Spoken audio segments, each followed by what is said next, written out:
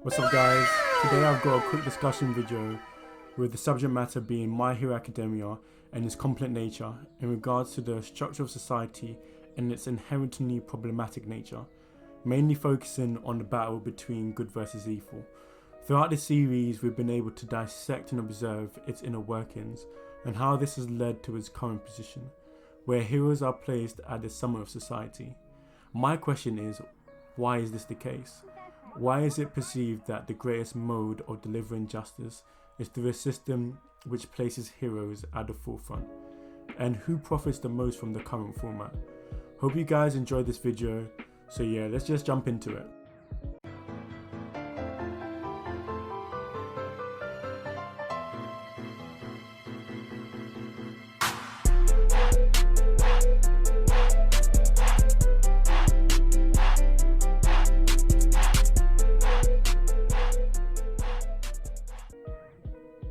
My Hero Academia presents us with a world of heroes and villains, a conflict older than time itself, which at face value presents us with a simplistic imagery of good versus evil, a good that takes the form of individuals who carry an image or symbol of peace, harmony and safety, uncorrupted by the darkness of the world, as both the pinnacle and foundation of society. Within this, we have a so-called evil sprouting from the darkness with the goal of breaking this foundation and pulling the very thing that is deemed good from the pinnacle to its knees, in the hope of revealing its true nature, where it becomes obvious that the only reason we place it in such high regards within society is due to the ideologies and beliefs we've internalized. For example, the world would have you believe that good and evil are two distinct premises that are juxtaposed, contrast by their very nature. Heraclitus, the Greek philosopher, believed that good and evil are two notes in a symphony. In music, harmony results from the combination of low and high notes, whilst in the universe, harmony flows from the combination of opposites. Good and evil, opposites that are two sides of the same coin. The distinction highlighted by society helps to hold in place ideologies and beliefs that allow those individuals within to look away from certain things that appear, turning a blind eye, allowing them to live in essence free of the burden of their reality. You know the saying, ignorance is bliss. And whilst I don't applaud this approach, I do understand that due to the dynamics at play and the over-reliance on the hero system within society, many individuals have become overly complacent, which is the real reason for the downfall we observe, as the only way society can function effectively is if everyone plays their part. And within My Hero, there's a large proportion of society neglecting their personal responsibility. This lack of harmony at all levels has clearly had a considerable effect on the creations of individuals we know as villains. Society's ignorance towards the truth, neglecting to see the discrimination, corruption and overall broken system is what truly produces the evil within their society. And able to see that good and evil are two sides of the same coin, they fall victim to the cycle. And when we observe any system within society, there are those who benefit and those who don't, with those who benefit from it generally engaging in direct acts of maintaining and maximizing its growth, as well as having the means of establishing within society what is deemed to be good or evil through laws or regulation. Thomas Hobbes considered good and evil to be relative. According to him, they change not only with time but also with every individual. That which pleases man is good, and that which causes pain or discomfort is evil. Also, that which pleases one may not please another. Therefore, there is no absolute good or evil, as both are defined by the individuals who have power. When we look at some of the most immediately obvious mechanisms that are used, for example, hero licenses, which allow them to dictate who gets to step into the role of being a hero, which at face value seems like a wise, intuitive system to establish competent heroes that can be the pinnacle of this society.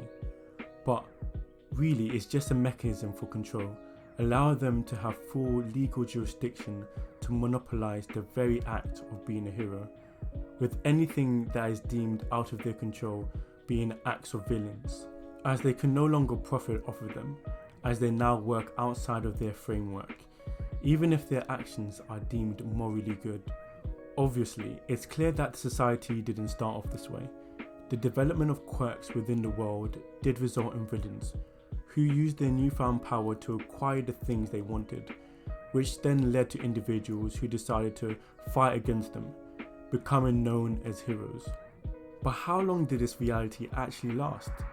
Until others thought that this mechanism, propelled by the fight between good and evil, could be monetized and used for their own selfish gains. And even when we look at the current crop of heroes, who are now so self-obsessed and petty, more concerned with their standings within society and poles than creating real peace. As this system benefits them, there is no real need for them to change it. Why stop a good thing in their eyes? The concept of being a hero has been watered down to a career path, a path that can lead you to fame and riches. Stain saw this, calling out all the heroes as hypocrites, stating that they are disrespecting the title of hero, and only one worthy of this title was All Might, as we know. The rest are poor imitations, tainting the title of what he understood to be the true essence of a hero. The heroes are far from what they are meant to be, and this is clear by how messed up society is. The main thing that I want to focus on is the monetization of the hero system, from the school system, hero agencies, marketing and media, even to merchandise. And that is the true evil. A system that picks those who have more marketable quirks that are perceived as heroic or beneficial to society, and stigmatize quirks that are seen to have more observable evil uses, also discriminating against those who have quirks that have heavily altered their bodies, pushing them from a young age into a darkness where they try to search for love and understanding, but are condemned to a life of fear and neglect. A hero system that does not actively try to solve the real problem within society seems very broken to me, failing its basic function, the core of which fundamentally defines them. Can these individuals really be called heroic when the real people who need saving are ostracized by society, left to fend for themselves? Logically, what do they expect to happen? It's clear that some of these individuals live in a fairy tale land where they can't see their contribution to those things within society they see as wrong. Legit, I'm lost for words. What do they expect? I really hope they don't think these individuals will become law-abiding citizens after being treated the way they've been. So the next question is, why does it fail? And who are those individuals who control and manipulate society to continue a cycle that benefits them? I believe this to be the large corporations within society who have now gained large amounts of wealth and power, probably greater than governments and institutions. And as we all know, money is the root of all evil. So logically, we just have to follow the money. From the agency bodies, marketing, TV merch, imagine how much jobs the hero industry creates. Now imagine how much the annual income for these industries are. When that much wealth is being created, why would they want to solve the problem of villains, as it's so lucrative? It wouldn't surprise me if there were a couple of villains who are actually being paid to disrupt society. Not on the same scale or one for all, but enough that there will be a need for heroes.